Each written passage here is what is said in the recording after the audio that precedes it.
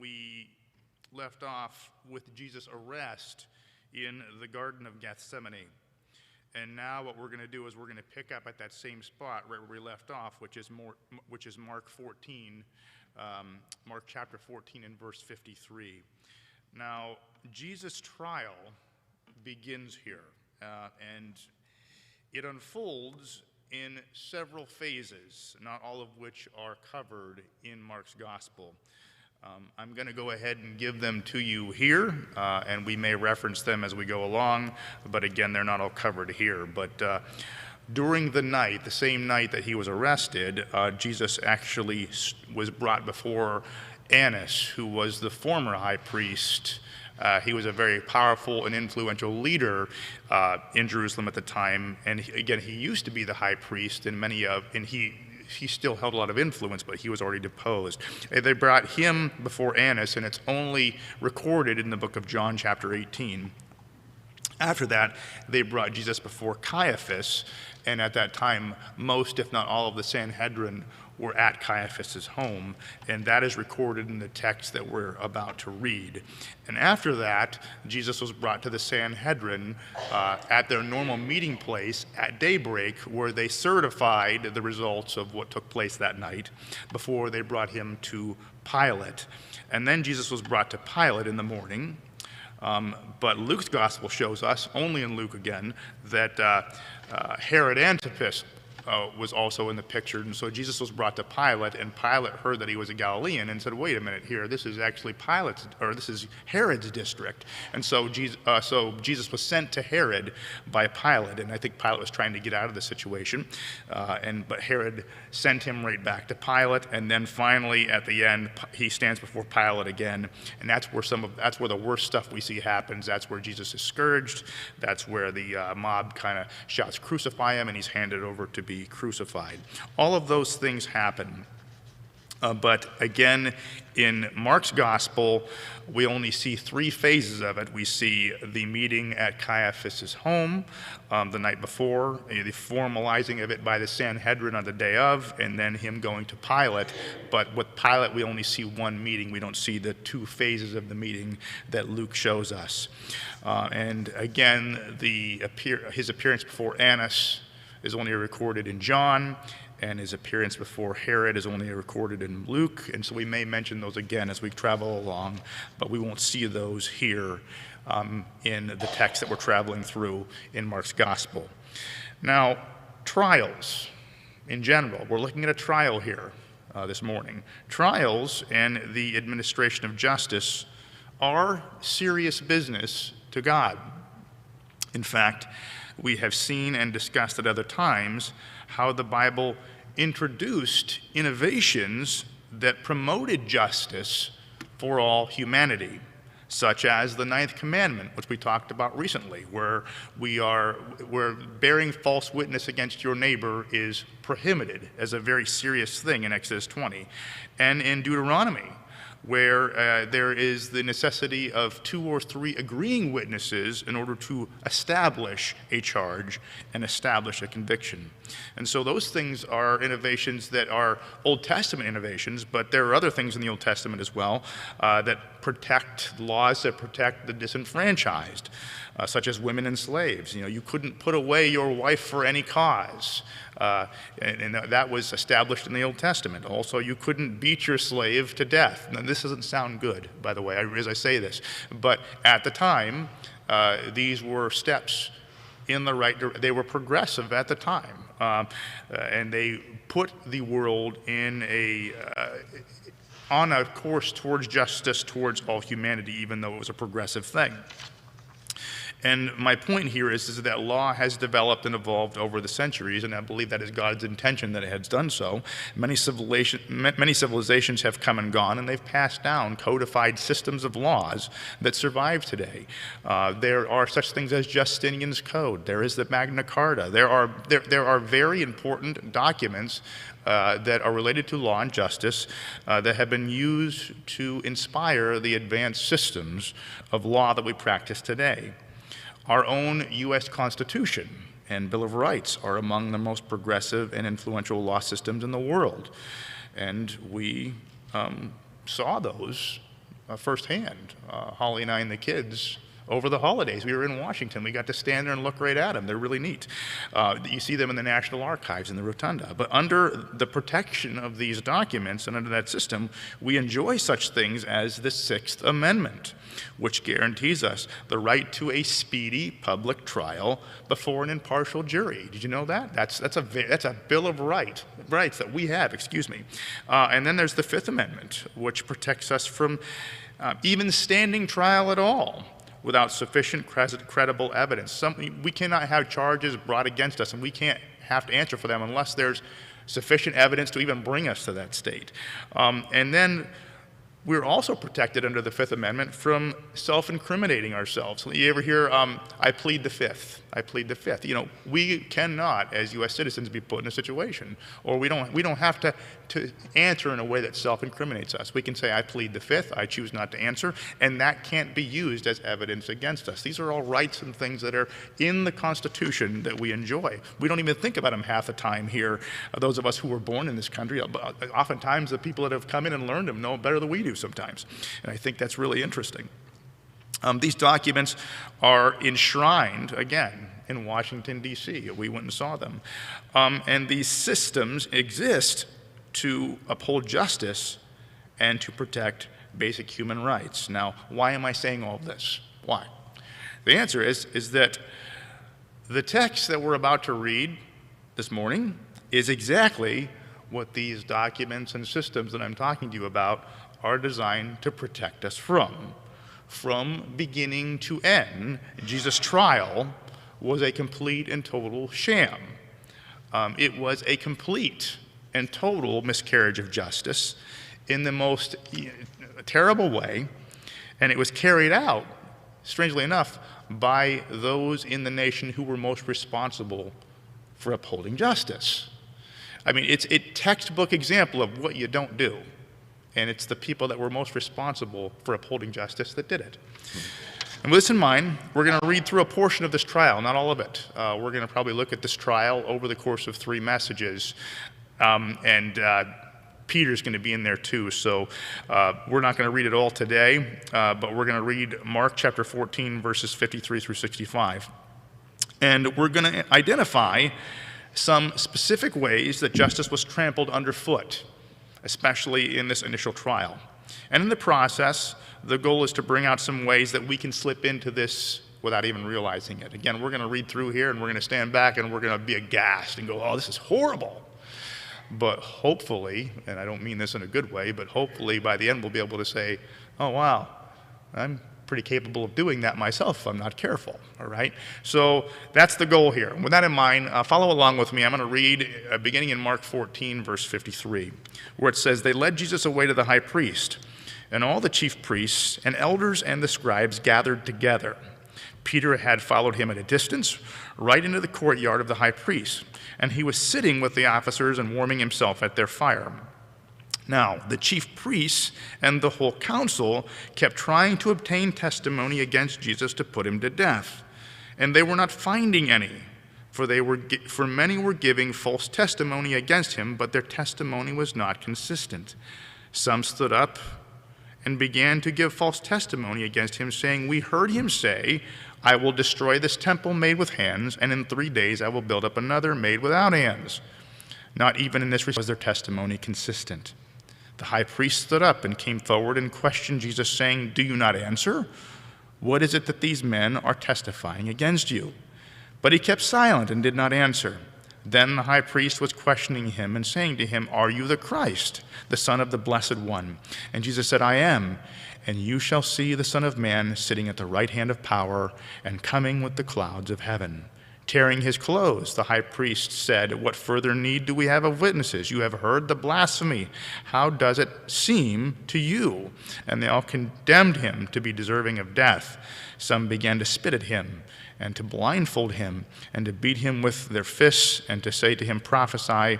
And the officers received him with slaps in the face. Now, by way of summary of what we just read here, we can see that Jesus is taken from Gethsemane, the Garden of Gethsemane, I should say, to the house of Caiaphas that same night to be examined by the Sanhedrin. And it's clear in that text in a couple of places that the entire Sanhedrin was there at this house, or at least most of them were. Peter follows Jesus there. For those of you who remember, if you read a few verses earlier, when he was arrested, they all forsook him and fled.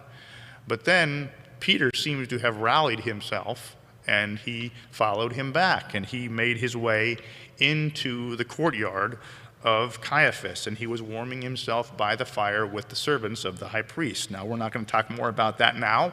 We'll pick up with that next week, because the way the narrative flows, it shows Peter there, but it talks more about what happens with Peter immediately following what we just read. So again, we'll go back and we'll touch on this verse next week. But at Caiaphas' home, the entire council, again the Sanhedrin, was there, and they were attempting to produce agreeing testimony that was sufficient to convict Jesus, and they were unsuccessful in doing so. And the point here wasn't for them to convict him themselves. They had already done this in their own minds, and we'll talk about that here in a little bit. The point was for them to produce evidence sufficient to gain a conviction in the eyes not only of Pilate, but also of the public. They were in a quandary here. Jesus was popular, and they did not have the authority to give the death sentence themselves. That was taken from them. That belonged to the Roman government. And so in order to get what they wanted, which was for Jesus to be killed, they had to present a case to Pilate for him to make that conviction, and they also had to maintain the public support of the people in doing so. And so they were, in this event, they were trying to produce the testimony and the witnesses needed to be able to do that. Most of the witnesses coming forward were misconstruing Jesus' words about destroying the temple and raising it up. And Jesus, you guys saw as we were reading through there, he was talking about that. We heard him say this. Well, Jesus was talking about his body. He says, destroy this temple and I'll raise it up in 3 days. He was talking about himself. He was talking about his body. But they were misconstruing it to mean he was talking about destroying the actual literal temple. And so they were using that to portray him as a disturber of the peace, or a terrorist, or an insurrectionist, or something of that nature.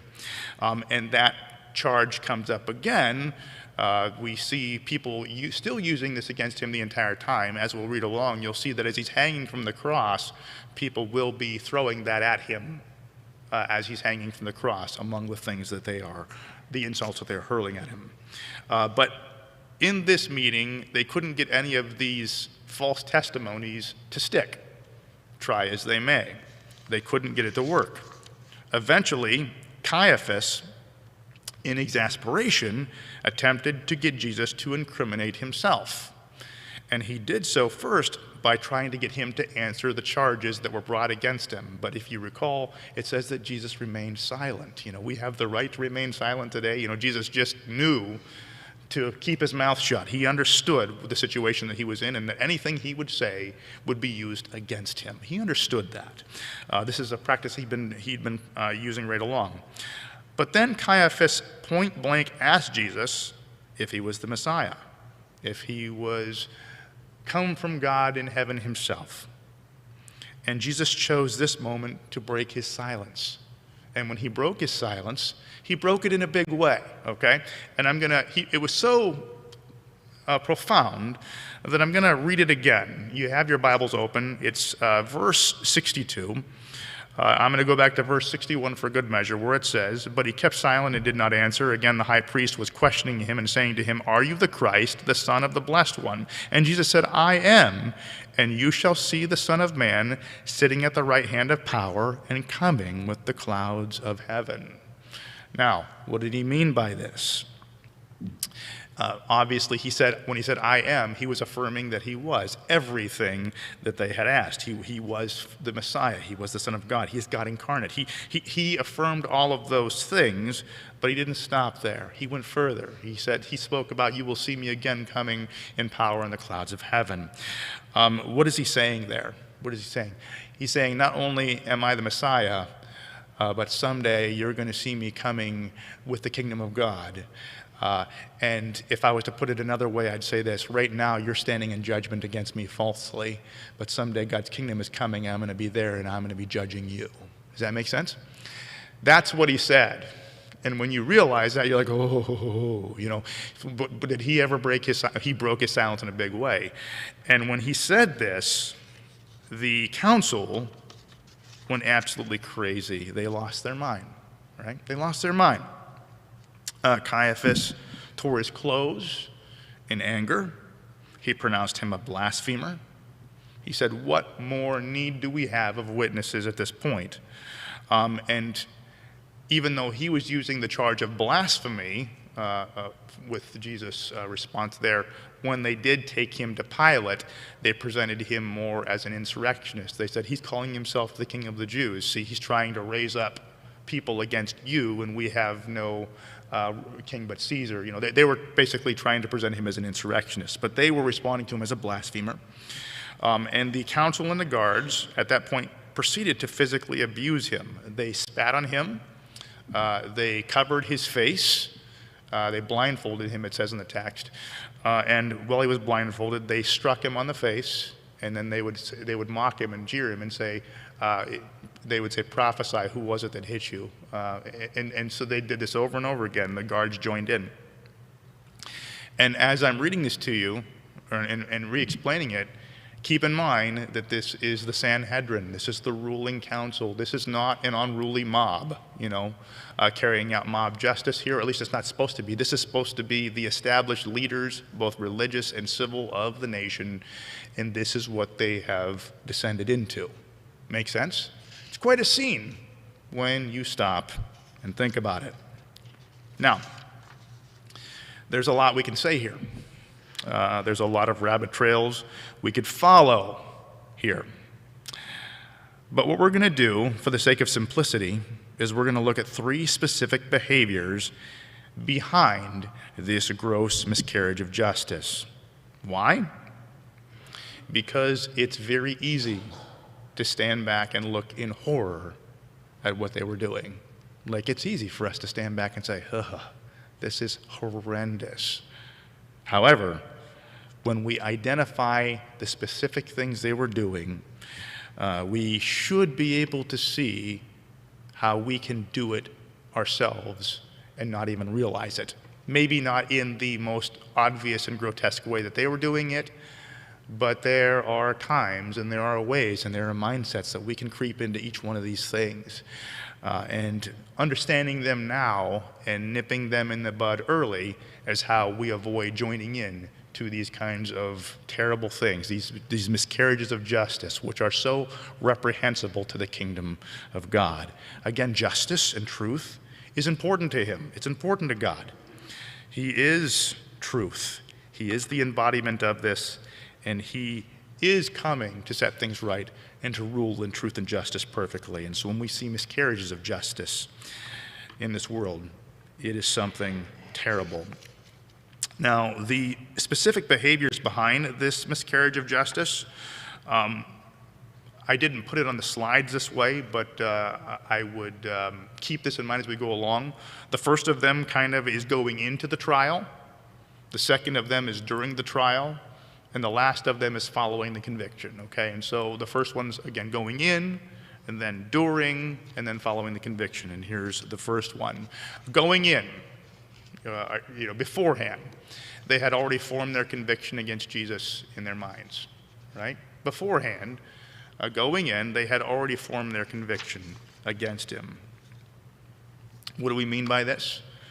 We mean that in their minds, Jesus was already guilty going in. They had already made up their mind that he was deserving of death.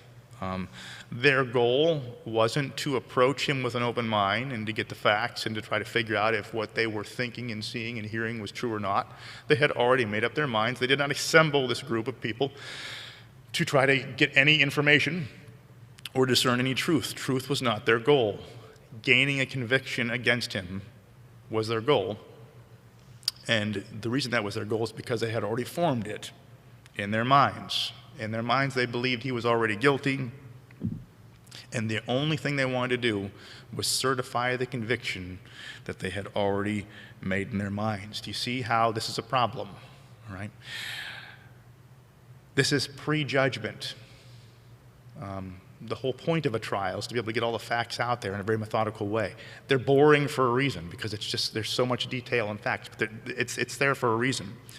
Prejudgment is when we size up a person and for whatever reason we make assumptions about their guilt or their innocence just in general based upon a gut feeling or whatever.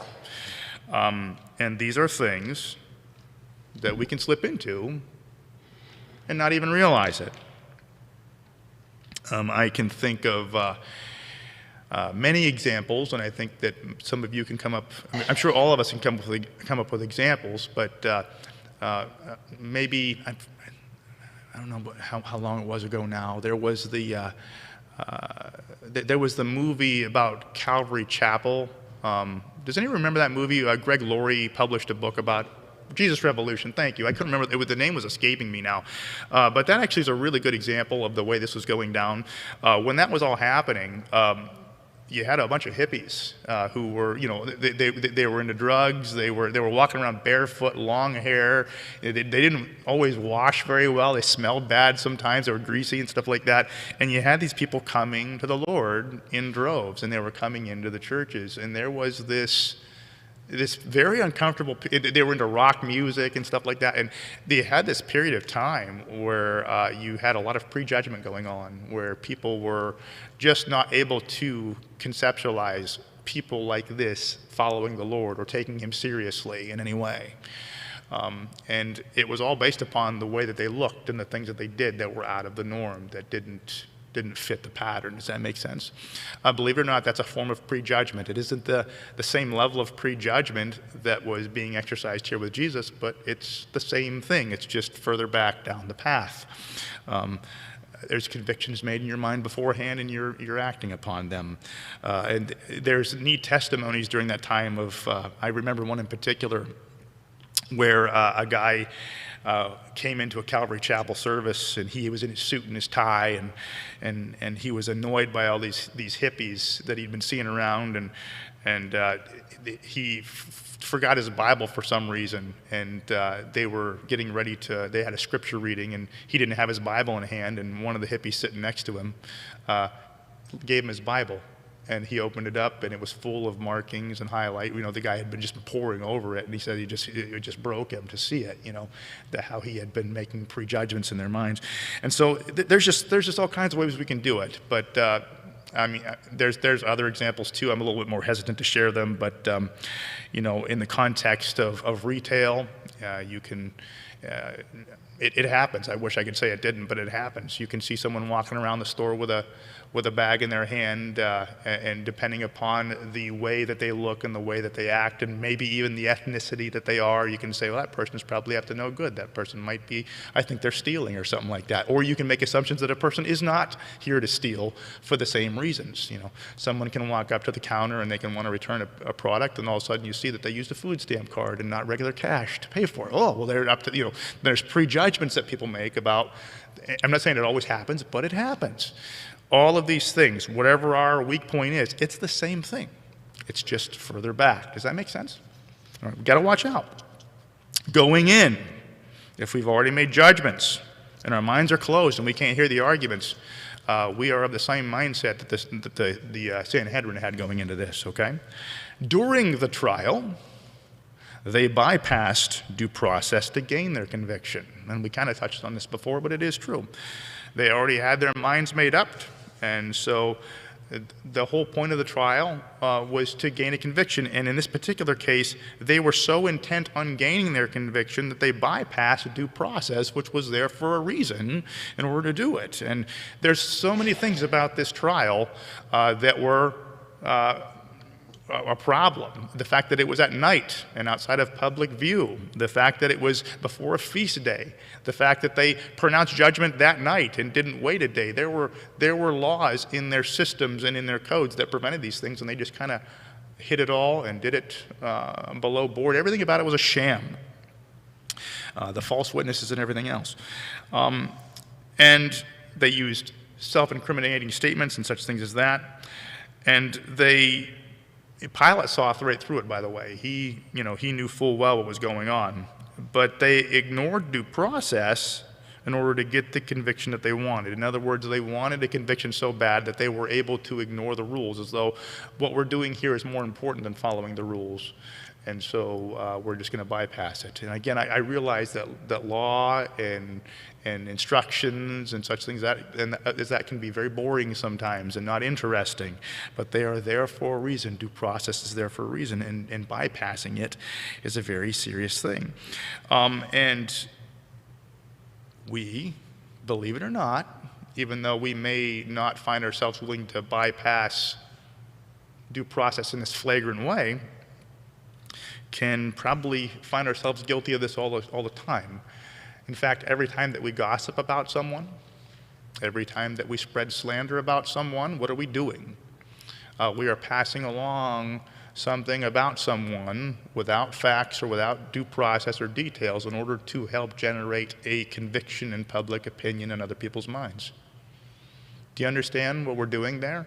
It's not like overt, but it's the same principle. We're trying to bypass due process to make people convict others, to cause people to look guilty in the court of public opinion.